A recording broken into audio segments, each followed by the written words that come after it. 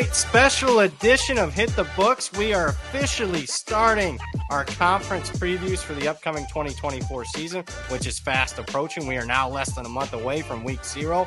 Before we talk Mid-American Conference, our favorite teams, the teams flying under the radar, the most overrated, underrated, sleeper teams, best bets, you name it. Before we get into any of that, before I get to the man, the myth, the legend himself, Joey Knish, let's talk about our new sponsor here at Hit the Books. It is none other than, you might have heard of this book. It's called FanDuel.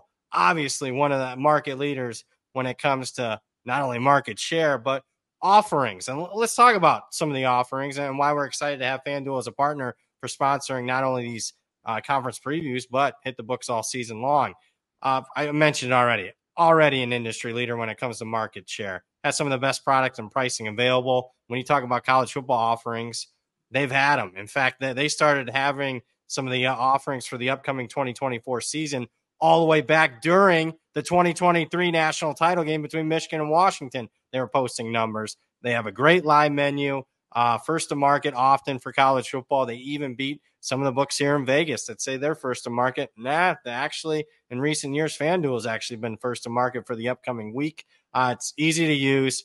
Got a lot of fun bets if you want to take advantage of some of that. And obviously, it's a regular book. It's you don't have to worry about payouts. You can get paid at FanDuel. So what I do want to talk about, even though this is a college football show and we're still weeks away from the college football season kicking off, in the meantime, there is obviously Major League Baseball. And that's the only thing getting us through the dog days of summer. And this summer, speaking of that, FanDuel is hooking up all of their customers with a boost or a bonus daily. That's right. There's something for everyone every day for the rest of summer. You can take your boost or bonus and bet on everything MLB related, from home runs to strikeouts and even the final score. Plus, with FanDuel, you can combine your bets in a live same-game parlay for a shot and an even bigger payout. So head on over to FanDuel.com and start racking up some runs in the sun before the college football season. Knish, excited to have FanDuel as a sponsor? Oh, baby. Best book in the country. I'm a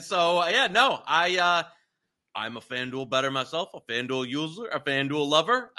Shout out to the great people at FanDuel Motor City, Detroit. I love the crew down there. So, yeah, great to have them on, and great to be talking about a conference that I know is near and dear to both of our hearts.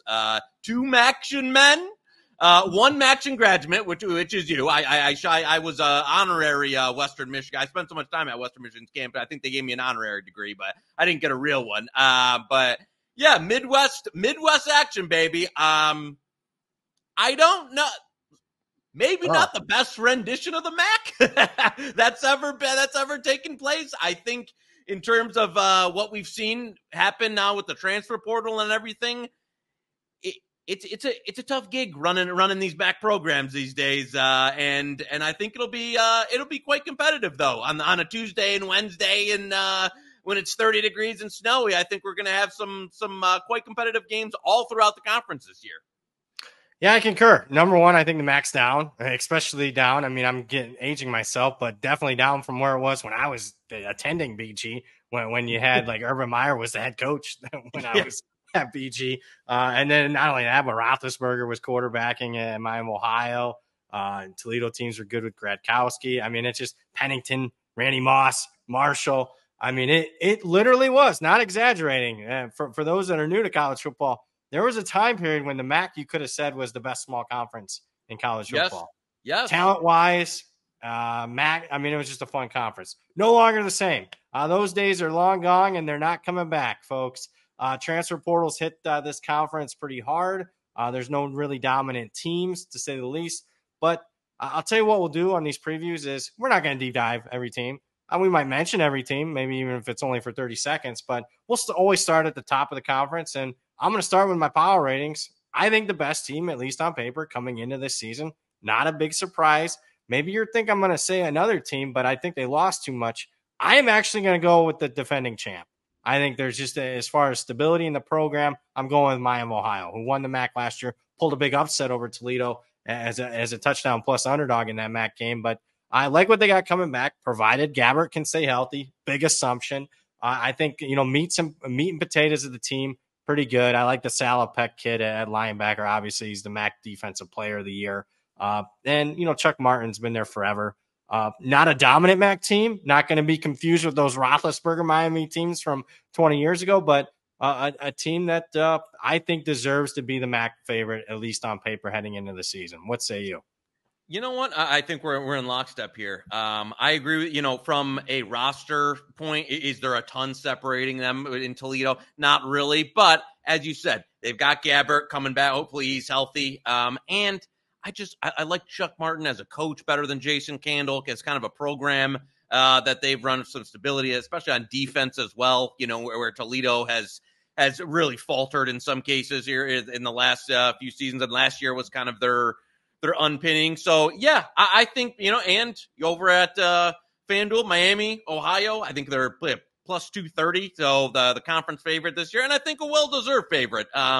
Not something that I'm jumping into as far as, wanting to play probably the top here in terms of the cream of the crop, it's not a conference I'll say that I'll be looking to play the top of the board. But I do think they're the deserved favorite and the best team by, maybe call it a moderate margin over Toledo, and one that is, I think, installed as correctly as the favorite here. Yeah, not significant favorite over Toledo. In fact, less than a field goal in my power rating. So not much separating. Let's talk Toledo, though, and why Toledo's not number one, even though consistently they bring in the top recruiting class in the MAC. And, on paper, they should have been the MAC champs last year. They, at one point, won 11 straight games. First time Candle showed some consistency in winning the games that he should. But reason I'm a little bit down on Toledo this year is, just lack of returning production. Not much of it whatsoever on this Toledo team, particularly on the offensive line, which is usually their staple of success year in and year out. Big fat zero returning starters on that offensive line for Toledo. They lose some playmakers, to say the least. And these are guys that could have came back. DeQuan Finn, he's at Baylor now. Penny Boone left. He's at UCF after, a short stint at Louisville in the spring. So, that's two marquee players. Their top offensive lineman is going to be a starter at Texas Tech on offensive line. So not only players that were good for Toledo, but players that are likely to be starting at Power 5 places this year. So a lot of big talent exodus for Toledo. I didn't even mention they had a first-round draft pick in the secondary, only the second time they've ever had a first-round draft pick in the history of the football program. So not liking it so much, although I will say schedule sets up nicely. It's not an overwhelming schedule. I'm back in what is Jason Candle more often than not proven to me is you cannot trust him to consistently win the games he should. So while I have him a short dog against Mississippi State, Western Kentucky, might even be a short dog against Northern Illinois, who we'll talk about. Can you trust them to run the table in the other games? I can't. So I'm a little bit on pessimistic view on Toledo this year. Yeah, I agree. And you know what? As you said, offensive line is one of the things that they've had, continuity out that they lose this year. Also, you mentioned it a few, but this is a team that has had the best skill position talent overall in the MAC for what seems like going on, a deck almost year in, year out. They just had better players at wide receiver, at running back, sometimes at quarterback too, at least a functional quarterback. And as you said, like those guys, there was a time where, they've had NFL talent, in the skill positions, Deontay Johnson, those type of players, or at least guys where you're like, these are quality player. And the problem being now in the transfer portal era is those guys don't really stick around at Toledo anymore. They stick out and, they put up the big numbers and then they come get scooped up like a Penny Boone, like a DeQuan Finn. So, in a year where, pre-transfer portal, this would have been the out-and-out best team in the MAC. This would have been, the no doubt favorite coming into the year, even, big, strong chalk. This would be the Toledo team that we're talking about is leaps, a touchdown maybe better than anybody. But that's not the era of college football we're in anymore because those guys get picked off by the Power Four. And now I agree. I think it's more of a, an upper tier MAC Toledo team, but not a team that I think is going to, compete for the MAC championship. And also, a team that you would have thought could, if you put a couple of those guys back on this team, you think they can go into a Mississippi State and win that game. Now, not so sure. Obviously don't want to touch the conference championship price here. on a win total, you know what? I believe at FanDuel we're looking at an 8.5 juice to the under, heavy juice to the under. So that's more around, what you would call like a flat 8 at -110. There was a time where I liked this number better. I think it was a bit higher earlier in the summer. And, if that juice was to come down, maybe there's some oddity opinion. I'd be interested in an 8.5 at that point. Now I think it's kind of been baked in there. So to me, it's probably an 8-4 type of team. But I need a little less juice to play the under on the 8.5 there. Because as you said, outside of the Mississippi State game, they've got layups with Duquesne. They've got UMass, a Western Kentucky team that I don't think is, very good anymore. So, it'll be one of those where in the MAC, as you said, do they win all the games they should? And under the Jason Candle, administration, they've dropped way too many of those. Let's move to Northern Illinois. I don't have much to say on this team, which is saying something because, I've made over 100 season win total bets. Northern Illinois isn't one of them. And it's tough getting a good read on this team because, win 0 games, win the MAC championship, losing season, winning season, and just not much consistency with this program. You lose a guy that felt like he played college football for a decade, Rocky Lombardi. So it'll be interesting to see how they replace that. But it's a team that's got some, I like their running back, one of the better running backs in the MAC. Their wide receiver core is fine. They got some pieces to work with, but pretty much across the board. Again, it's kind of a meandering. Would I be shocked if they won the MAC? No. Right. Would I be shocked if they went 5-7? No. So I didn't make a bet as far as Northern Illinois' win total, which has been sitting 6.5 and pretty much been sitting 6.5 all summer. Yeah, you know what? I'll steal a quote here from our friend Bill Connolly. It was termed of how could basically in NIU's MAC title run when they won it, how could they do it? It was they were so much more physical than everyone else, and I think that's got to be under Tom Hammock the type of program that where they don't have a talent advantage over. A Toledo or to be honest with you, even some of the, the middle tier. I think there's a couple of more talented teams, but they do have a program identity that I think a lot that kind of works in this conference. That they can line up, they can run the ball. They do have some toughness about them, usually have a good defense.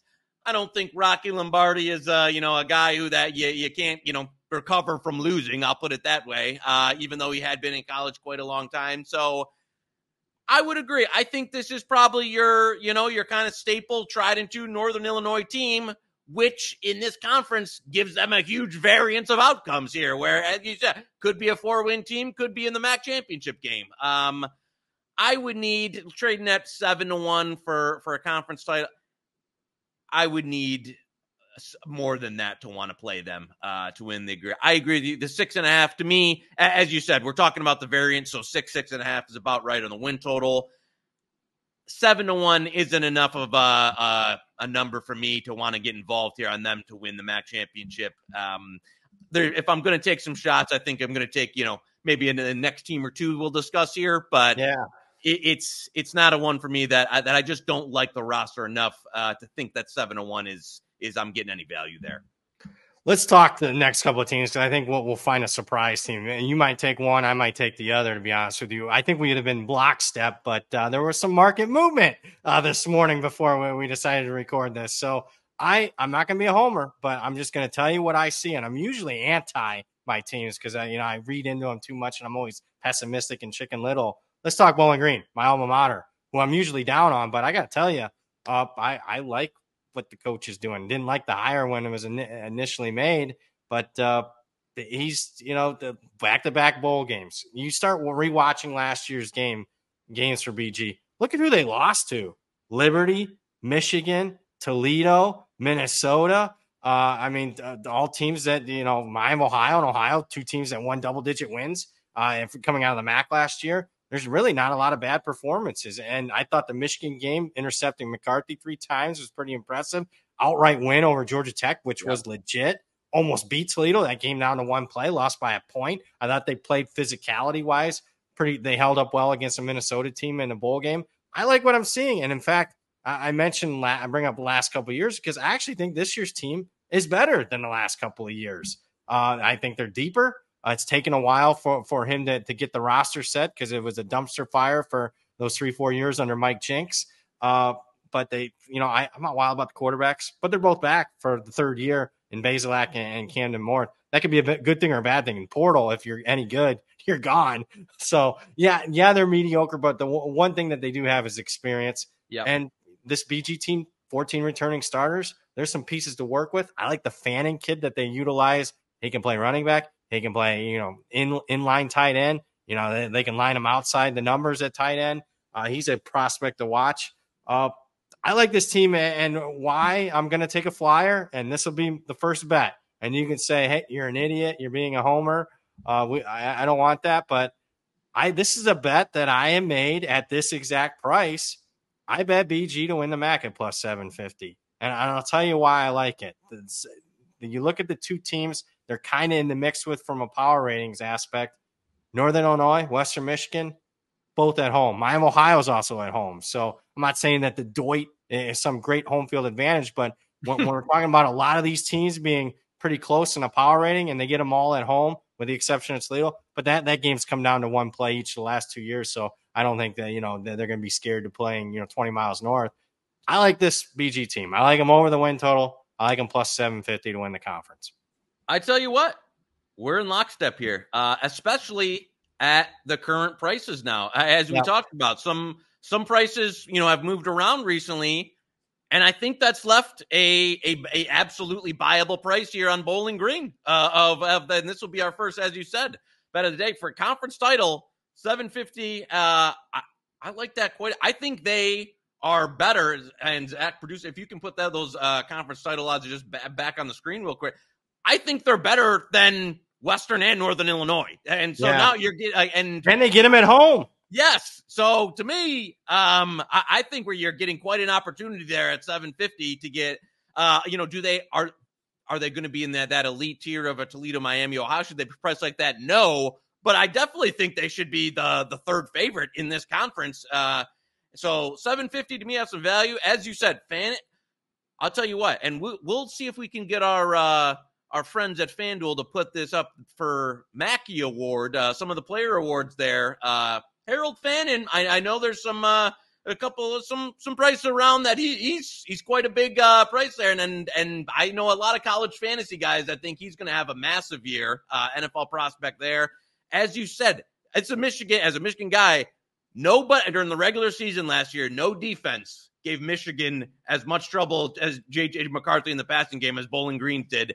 They had him in the blender in that first half, really confused with what they were doing, had a great game plan, and played Michigan tough for a half. So, yeah, I mean, it would not surprise me at all to see this team go, win 8 or 9 games, be in a MAC championship, and I like 750, and I agree with you on the regular season win total over as well. So, yeah, both of those, I think, especially now at the prices that upon recording here are quite a nice opportunity. Yeah, and I'm telling you that plus money, I'm okay with over 6.5 wins too.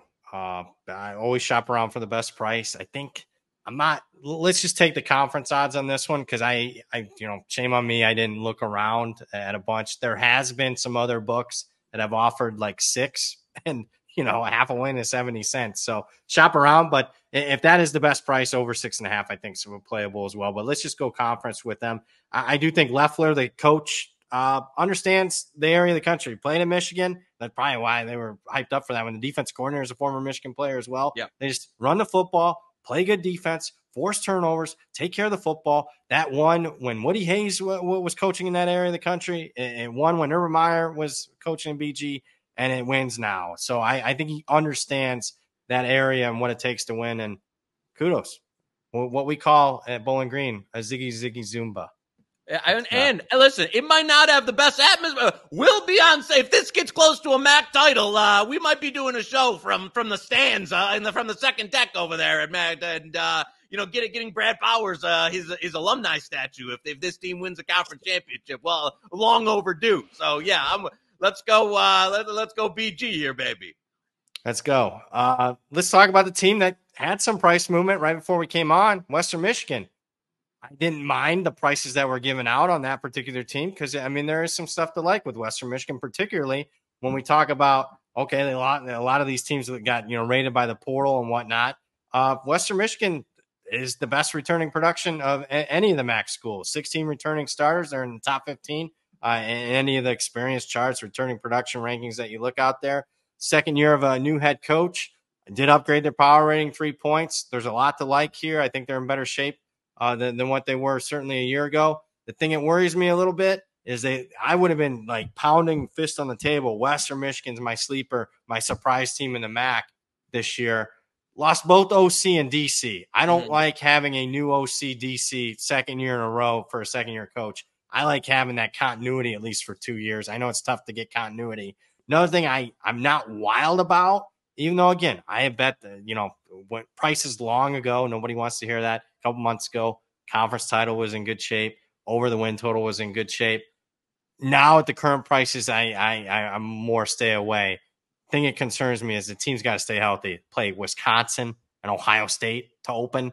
That's two very physical teams that they can't, get beat up too much there. If they survive those two, then I think this team has, as much of a chance as Northern Illinois and BG in the MAC. But again, they play at BG. Give me BG in that game. That's where I'm at currently on Western Michigan.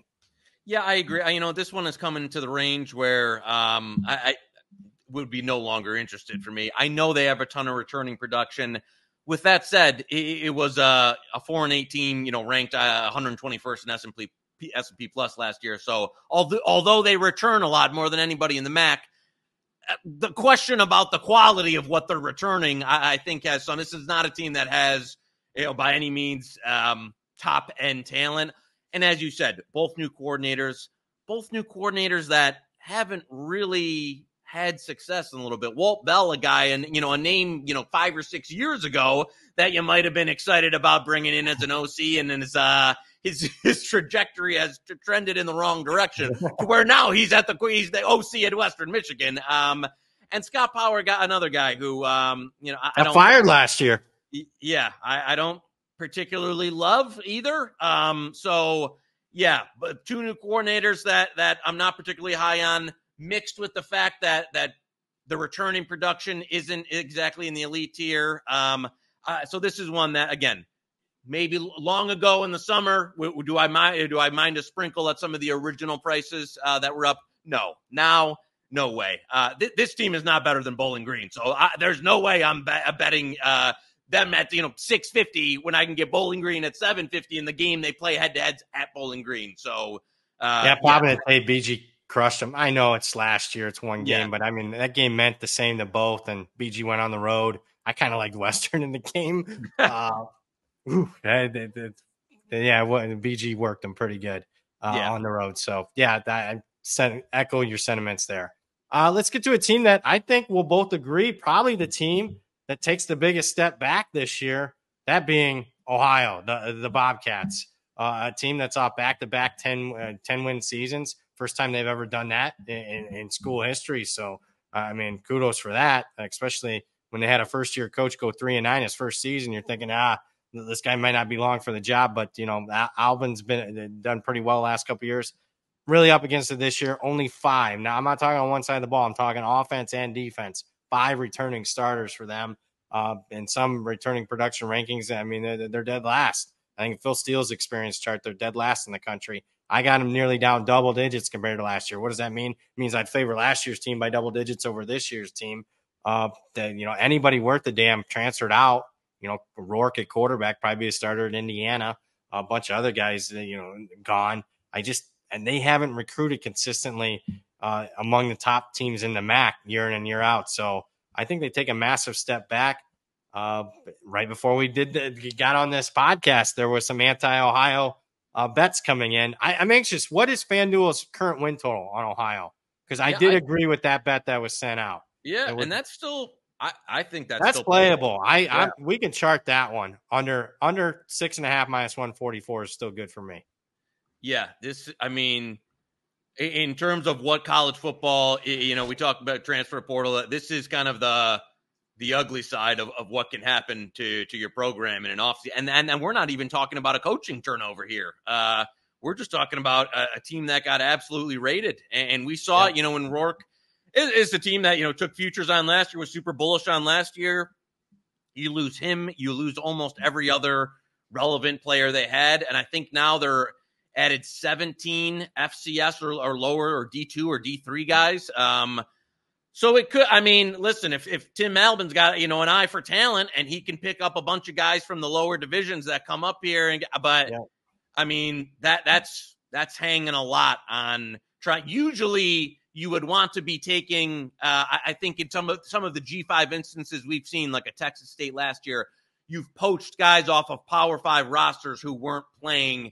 We haven't seen so much outside of maybe, when Western Kentucky brought over their whole team and staff, and that, from Houston Chris, we haven't seen a lot of guys going to the lower levels and completely turning over a roster with a bunch of success. So Ohio's going to try that this year, and I'm not super optimistic in how it's going to go. Also, they play at Syracuse week 1. A lot of money on Syracuse in that game. Yeah, I think that's one that even at 14.5, 15.5, I think Syracuse, that would be one I would be surprised if it didn't close at least a couple points higher from where it is now. I could see them getting run out in that game. So even Syracuse under a new staff has a propensity to do that in the non-conference. It's an Ohio team that will be breaking in a bunch of new guys and probably not ready for that type of performance week 1. So yeah, even I know the 15.5 there, that's still okay for me because I think that closes. You're giving out a week 1 best bet too? Yeah, hey, I'm okay. If you're good, I know we're early in the season here, but that's one that I don't know if by the time we get to week 1 that's still under 17, we'll call it. So yeah, I don't know how they're going to be able to put it together this year and get to, especially on that win total, to get to 7. That big swing game be that South Alabama game, which I think they'll lose. They'll be a home underdog. But if they, I agree. At Syracuse, at Kentucky, South Alabama, I know they have Morgan State here, but I don't know how this. I would expect this team at best to go into conference play 2-2, if not 1-3. And then you got to play at Miami, Ohio, at Toledo. You need to win. Then you're talking about having to sweep every other game, and I just don't see that. So. Yeah, I don't. I feel like they're a long way away from. That's probably. I think that's the best win total left on the board there for the MAC at the moment. We might have another one that's off market at FanDuel. Oh, baby. But I do like, if we're talking consensus win total, I agree with you. Ohio under 6.5. And anything, if you're talking buy price, minus 160 or less for me. Again, FanDuel had it in that minus 140 range. So that's the best bet there. I concur. I bet Syracuse in week 1. I think they crush Ohio in that one. New coach, a lot of excitement. They'll want to run it up. So there you go, 15.5 there at FanDuel. Again, you can shop around at other places there, but we'll lock that in at that price. I mean, we're okay with the key number of 15, which means it'll be 35-20 Syracuse. Knowing what happened to us last year. But yeah, we'll lock that in as well. So now the bets are starting to flow a little bit. I don't know how much we'll talk about the bottom 6 teams, but there might be a couple that we got some win total thoughts on. I'm not sure about this team in Central Michigan. I'm not sure the market knows because there's some people that like the under. In fact, my initial gut instinct was to take under Central Michigan. Haven't liked what I've seen from the last couple of years. The look of this program. McElwain's a kind of a unique, let's just call him a different breed of cat, so to speak. If you'd have told me when they beat Washington State, it was on CBS in the Sun Bowl and controlled matters, I thought, hey, this is going to be the best team in the MAC the next couple of years. And they haven't been. They haven't been able to figure out the quarterback position. Bert Emanuel Jr. is a great athlete, but he's not really a quarterback. He can't throw. They got some returning pieces back, but a lot of their best players, again, transferred out. I don't know. That's kind of an enigma team for me. Priced at 5.5. I could see it going either way. I could see they can make a run towards the MAC championship, or, this could bottom out and McElwain be fired. Yeah, you thought, first 2 years, 8-4, 9-3, MAC championship. You thought Jim McElwain, I can't believe he's been there. This will be his 6th year now. You thought he was kind of returning to he'll be back in the SEC or something here in a minute. And then these last couple years, especially offensively, it's like they haven't been able to like throw the football at all. Like they've only recruited, quarterbacks that seem like they're one trick ponies, that they're kind of been able to do nothing but, kind of run the, a read option or almost like a direct snap, like a wildcat offense they've been running. And again, I know, listen, Bert Emanuel, fantastic athlete. I like Marion Lukes. They've got some receiving. I mean, this is a team that has offensive talent. I just think you're asking a lot in one offseason of Emanuel, going from a guy that is almost, they just are scared to throw the ball with, to being able to operate a dual faceted offense. I don't think you can run in college football. It's like, so why Navy and Army are, going away from the triple op? You just can't run an offense that is only doing one thing, that doesn't give you multiple looks, that doesn't give you. And so I think the cat was out of the bag. Now, could McElwain change it up over the offseason? Could it get fresh, new ideas, a little bit different? Maybe. But I think that's asking a lot. They do have some skill talent. So if it breaks right, could I see this team, being a high-flying offense and, with an average defense, and maybe they kind of are a surprise contender? Maybe. But I will say they're at the type of, I need a little bit better than 16-1, but you're starting to get in the price range where in a conference that has no elite teams really at all, I don't hate the second half of the board if you've got a gut feeling on a team that they might be able to hit a ceiling. Is this the team in Mount Pleasant? Probably not for me, but I could see if the offense comes together and has one of those, low range outcomes and really looks good, that maybe this team turns into a MAC contender. Yeah, a lot of swing games. I don't have outside the FCS game in the opener, I don't have a single one of their games priced with them being more than a 5-point favorite. So, I mean, they're going to, if they figure out the quarterback position, then they'll win, more of those swing games. If they don't, then I think my original gut instinct of taking the under the win total will probably end up being right. But who knows? Swing game here, a lot of swing games. A coach that I'm probably a little bit more confident on as far as a hot take. Let's talk Ball State. Mike New, almost here a decade already. Only one winning season, that being the COVID year where they actually won the MAC championship, won their first bowl game ever in the history of the football program, but hasn't been good. And I don't think it's going to be good, particularly this year on the defense side of the ball. I think a huge step back for that defense, lost everybody, including the defensive coordinator, Tyler Stockton, who I liked a lot. I don't know if they have totally figured out what they want to do offensively. There's some pieces back, 8 returning starters, but they moved the Kelly kid, who I thought was their best athlete. He's going to play corner, and this is post-spring after he hit the portal, and he came back. He's going to play defensive back. I don't know if they got an athlete there that can overcome some of their defensive efficiencies. You look at the schedule, not a lot of surefire wins. My hot take is this is it for Mike New. This is his last season. Yeah, I mean, they lost everything on defense and weren't really able to bring in. I think they only got 4 transfers, or 4 or 5 transfers in after losing basically everything on defense. The Kelly thing is odd because he was kind of their only real weapon on offense was him. I think, averaged 6.1 yards a carry last year. And so like, the fact that, I mean, I maybe, you understand it from him. If he wants to play professional football, it's not going to be at quarterback. So he said, make me a corner, and maybe, he has a potential NFL career. But where that leaves them on offense, I don't know. So when you talk about what they lost on defense, plus as rough as it could look on the offense from an explosive standpoint, which they don't have much, kind of selling here. I wouldn't surprise it either. I think year 9 for Mike New. Just not many.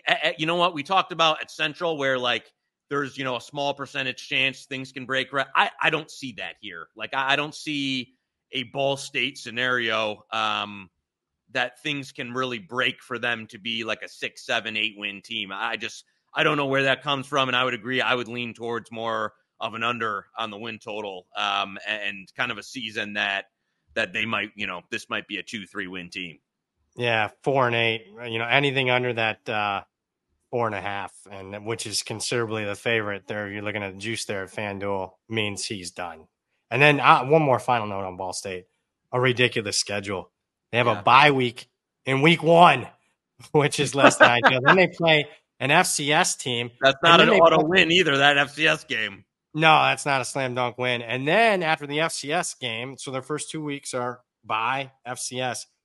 5 of their next 6 games are on the road. It's just just it's about as bad of a scheduling setup as anybody in the country. They go to Vandy during the middle of conference play, with no bye week there. Have to go to an SEC school, which I know is Vandy, but to me, listen, we're being honest. What that is, we need a check. Is a program and a conference that is scraping every dollar that they can together. And you've seen it here from Ball State they basically gave up their midweek bye to go play at Vanderbilt and get a check. So that's the life in the MAC in 2024. So yeah, it's going to be tough on them. Let's talk Buffalo. And I'm just going to have Zach pull up these odds, the season win total for Buffalo, which I kind of like because, number one, it's off market. And anytime you're off market, you get bets from me. So this is a bet that I made literally just a few minutes before I did this show. I kept it light. It hasn't moved. I kept it quiet, so to speak. I didn't bet, I'm flagged in some instances. But I like the over here, and let me tell you why. Over 4.5. Yeah, some people I know Blue Horseshoe liked under 5.5. That's okay. I mean, not that I disagreed with that, but man, 4.5 when the market's painted 5.5 in some spots. I'll take the over 4.5. Number one, I like Pete Lembo quite a bit. He's their new coach. I think he's an upgrade, significant upgrade as far as the head coach. He understands how to win the MAC. He actually won at Ball State. I don't know. I can't believe they fired him. They fired him for going 5-7, and now Ball State in the decades since can only get to 5-7 like 1 or 2 times. So I think he's a pretty solid coach. Obviously, he's led the special teams the last few years at South Carolina, some of the best special teams units in the country. Now, there's not an overwhelming amount of returning production, particularly on offense. I don't necessarily like the quarterback situation, but what I do like that back 7 on D. They had one of their best players on defense transferred to Utah State, decided to come back. I think that's probably a move where, how much can a linebacker be worth a team's power rating? Well, when it's one of your leaders and you're on, you need every player you can get. At a school like a MAC school, it might be worth a half point or so that might not be properly priced in. So I'll take over 4.5. I don't know if this is best bet because it's only available at one book, but it is a bet that I made. Yeah, you know what? I agree with you. I like the hire.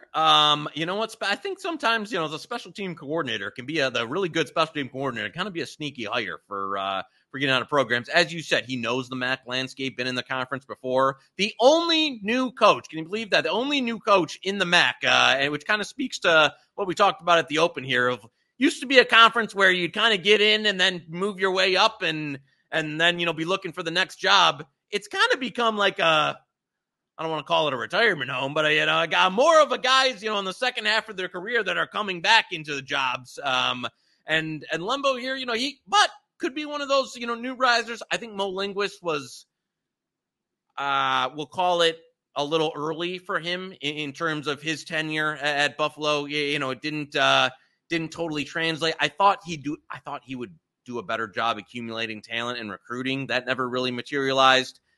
I'm not gonna be against you here. I will just say I'll be more optimistic probably next season. I think Lembo. I like the hire.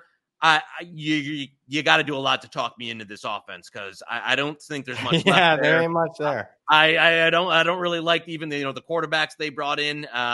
Old Dominion transfer Jackson. I just don't see a lot in terms of what they can do on offense. And it's a team that. Yeah, I mean, listen, they've got 2 winnable non-conference games there, or not non-conference for a while there with the UMass, but Lafayette and UMass there, and then Ball State and Kent State at home. Yeah, so Connecticut non-conference. That's not a slam dunk loss. Yeah, I would agree. I mean, I don't hate it. I will say that I think it'll take a year for him to kind of get some talent accumulation and get his feet back under him. Because I don't love what was left here by Linguist.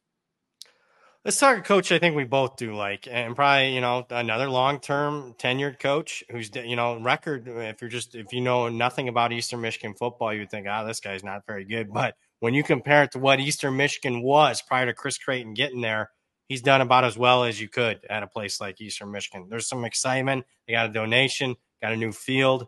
Max Crosby donated some money there. So, I went there a couple of years ago and was, impressed with what he did as far as recruiting profile. I mean, there's license. I was in the parking lot that they were practicing next door. License plates from like Texas, Wyoming, Virginia. It was all over the country. So I'm like, how the hell do you get the area? How the hell do you get these kids to Ypsilanti, Michigan? So somebody's doing something as far as scouting. I'll say this: when you see a win total of 4.5 with Chris Creighton as your coach, you want to go, let's go over. Problem is, they were extremely fortunate to get to a bowl game last year. You look at their, basic statistics. They were a bottom 5 team in the country last year. I mean, yards per play margin, yards per game margin, scoring margin. Finally, probably got exposed in that bowl game. I mean, they got absolutely destroyed by South Alabama. I want to go over 4.5. I mean, if you tell me you're strong on it, I can agree and I'll finally bet it. I haven't bet it yet, but they don't have much coming back. They do have the Buffalo quarterback, coming in, which I think can give them a little bit of an upgrade there. But only 8 returning starters from a team that I thought was a really phony 6-6 team, and at least in the regular season a year ago. And that's where I started understanding why this win total is sitting here at 4.5. Yeah, I mean, I will call him the Mac Bill Snyder here of what good point. Been able to do. Incredible. It's year 11 for him, and that nobody's. We've talked about that a few times on the show over the years of how no one decided to poach him. Is interesting, but I mean, as you said, this is one of those that they just don't have much. I mean, they didn't have much going last year, and he was able to kind of magic bean their way to 6 wins.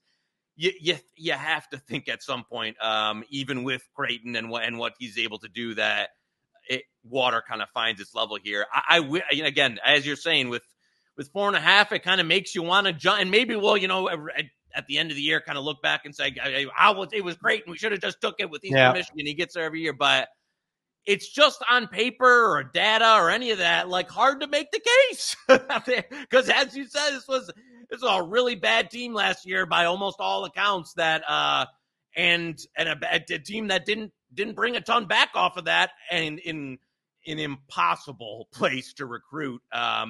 And as you said, when we were younger men, this was a team that was, there's 1-0 or 1 wins every single year, for a long time. So, one of the hardest jobs in the country. And he's done an incredible job, but there's not enough here for me to want to be, say that they can get to 5 and 7. So, especially paying a little extra juice there. So, I think this is one we will probably leave alone. All right, fair enough. 2 more teams left here in the MAC. Excited. I didn't know how these were going to go. Honestly, I've been happy with it so far. I'm pretty self-deprecating. So 2 more teams. Shouldn't be a surprise. Talk about 2 of the worst programs in the country, facilities-wise, or at least Kent State facility-wise. Akron's got a nice stadium, not in a nice neighborhood, but let's talk Akron. Joe, I'm not kidding. I went there. I know you're not. Look, I've been to 65 different colleges. The only one where I kind of was like, oof. I mean, I'm glad I'm not here at night. I would be worried about my truck getting broken into was Akron. But it is, I would argue from a facility aspect, I can't believe they built that thing where they did, because it's super nice. What hasn't been super nice has been the record so far under Joe Moorhead. He's made some strides. They have just not been able to get over the hump to maybe flirt with bowl eligibility. And I'm not sure that this is the year that they do it here. Yeah. Only 8 returning starters on a team that wasn't very good. I know there's some people out there in the market that kind of like this team. Man, I can't get there. How many games are you putting down for a 3.5 win total? How many of them are winnable? Colgate, certainly. Eastern Michigan, maybe, because it's at home. At Kent State, Buffalo, okay, they'd have to win all 4 of those. Right. And can you trust them to do it? I'm not sure that's the case. So I haven't made a bet yet. I'm just I'm a little surprised that the market was super optimistic. There was a lot of 3 going to 3.5 earlier this summer. Yeah, I to be honest with you, I kind of lean, and I know you think that, like, okay, Moorhead year 3, he did a little bit more of what we talked about earlier, where Ohio, instead of going to the lower ranks, Moorhead was trying to find some of those guys around the Power 5 guys that he could get an opportunity. And it just didn't really turn into wins. And now they lost so much production off last year's roster, and he hasn't been able to kind of dip in and kind of reinvigorate the program with more of that talent. It's a team where, they lost quarterback off last year's team to graduation. Irons and just when healthy, he was their playmaker the last couple of years. Yeah.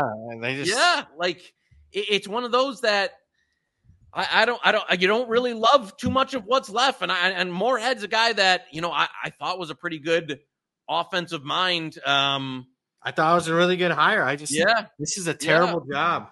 It just hasn't, it hasn't really translated so far. And, again, I know year 3 is that, kind of make or break year when you're talking about a coach who, in the transfer portal era, that's kind of changed where you can lose all your, between 2 and 3, you can lose a lot of guys. And now year 3, you're sitting here kind of wondering what happened as you go into it. So, yeah, I don't have much in terms of what's here like or what to sell this team. If anything, I would lean the under 3.5 as well. And you know what? I think it's a team that I think I sprinkled last year to win the conference, thinking that, and to be honest with you, I like that bet last year more than I like, anything for the long shot this year. So, it would be an under 3.5 for me or nothing. Yeah, because they had some sneaky talent. DJ Irons, you could see, hey, if he works out. Lingard at running back, I thought. Yeah, Lingard at running back, a former 5-star, probably was one of their best offensive players last year. He's gone. I'll give you a name, though, positive, so we're not so negative on Akron. The kid at defensive end I really like, number 91. DJ. Yeah, that kid's good. Nunnally, or however you pronounce it. Yeah. He'll get drafted. I like him. He's their best player on the team. Yeah, that doesn't help you with the win total, though, a defensive end. I just want to say something positive. He's a good ball player. I mean, he's going to go drafted in the fall. Yeah, if I was his agent, I'd tell him to get out of there. But I can't believe he didn't transfer. I was stunned that he came back. Oof. Maybe he got a tire deal or something there in the Rubber City.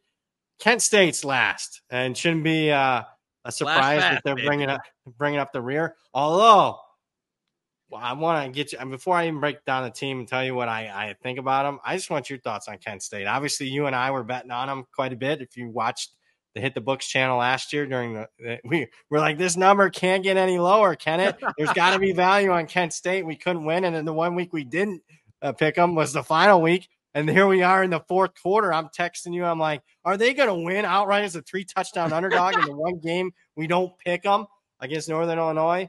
I will say this. One thing I really like about this year's team is, keep in mind, last year, terrible situation, 0 returning starters on offense, 8 on offense this year. 0 returning starters on the offensive line last year, all 5 back this year. I think this is a much improved team. In fact, from a pure power ratings, I'm not talking win-loss record, pure power ratings, this is the biggest upgrade I had of any team in the MAC. Yeah, I mean, this team was the bane of our existence, of last year in terms of it just seemed like it's one of those. This has got to be the floor, right? And they would somehow find a way. But as you said, do bring a lot back. In a conference that there could be a number of teams taking a step down. What's it? What is it? 2.5 is juiced pretty over here, and they've got juiced over. That's what I want to get. I like 2.5 over. I have made that bet. I just don't know, because of the bad vibes, we want to lay a lot of juice on over 2.5. I was gonna say at that price, it was at minus 160. It's steep. I do think this team can get the 3 wins, though. I do think they get the 3 wins. Yeah. So shop around. I don't know if I want to run to the window to minus 158, but over 2.5 is a bet that I made. I like over 2.5 wins on this Kent State team. We won't make it a best bet. It's a team that got St. Francis, an FCS team, Eastern, and Akron all at home. Yeah. So if you hold serve, at least all states at home, that's a winnable game. Ohio, it's taking a big step back. They're at home. There's some winnable games here, and they're all at home. Not that Kent State Can't say Yeah, not exactly, LSU at night, but I mean, no, I think they get the 3 wins. I like the offense. It's maybe one of the more improved offenses in the country. Not that they're going to start scoring 35 points a game, but they were the worst offense in the country. And there's some. I like one of their wide receivers. I think they'll figure it out at quarterback. Yeah, is that one Christian McCray? Yeah, I think that's another sneaky, really good player in the MAC. Yeah. So that I can't believe didn't hit the portal. I mean, I tell you what Sean Lewis did here, going over 22 and 21 in 3 years at Kent State. I think we'll look back, and maybe I'll be an old man sitting on my rocking chair saying, "How the hell did he do that in 3 years at this program?" So, yeah. Well, when we get to the Mountain West, maybe we'll I have some more Sean Lewis takes. But yeah, really tough place to win. Do think they can get to 3 wins this year, though. Not a best bet though at that particular juice. So shop around. It's an extra bet if you want it. Shop around. I just want to recap our bets here as we close it out. Obviously, long shot for us, sort of long shot. Bowling Green plus 750 to win the MAC. We like under the win total in Ohio, under 6.5 wins. If you want to bet a number that's off market, I personally like Buffalo over 4.5 wins. We just, Kent State's a bet that you can make. Did I miss anything there? Did we just to reaffirm our BG love, our Bowling Green? I take it to the window, baby. Yeah, I mean, and again, if you want to shop around, bet the win total as well. So, I mean, it's all in your guys' hands there. But also, like boys, week 1, Syracuse, Ohio. Oh, okay. There you go. I knew there was one. Syracuse laying 15.5 against Ohio. That is, in case you didn't know, that is the star of this poll. There he is, Zach Phillips, producer extraordinaire. The man, the myth, the legend. He might be the man, the myth, the legend, the real one. I'm joking. But that's producer extraordinaire Zach Phillips. I want to thank, again, FanDuel for sponsoring these. I want to thank you, Knish. First one that we did. I thought we did a good job here as far as conference previews. We got 8 more of them coming your guys' way here in the next few weeks as we lead up to the season. Any closing thoughts? No, hey, good to kick off with our country here in the MAC, and then we'll keep it rolling, baby. All right, you just watched the 2024 MAC preview. Hit the books, sponsored by FanDuel. We'll talk to you in a future preview.